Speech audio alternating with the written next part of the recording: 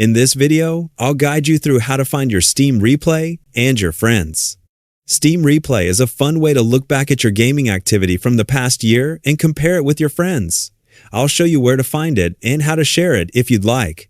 To begin, open the Steam app on your desktop or mobile device.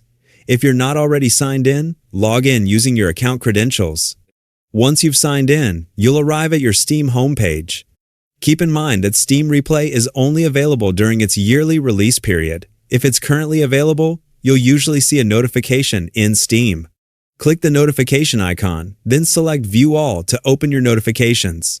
You can also access it by opening your profile and selecting Steam Replay. Inside the Steam Replay page, you'll find a summary of your gaming activity throughout the year, including your favorite games and other highlights. By default, your replay is set to private, so only you can view it.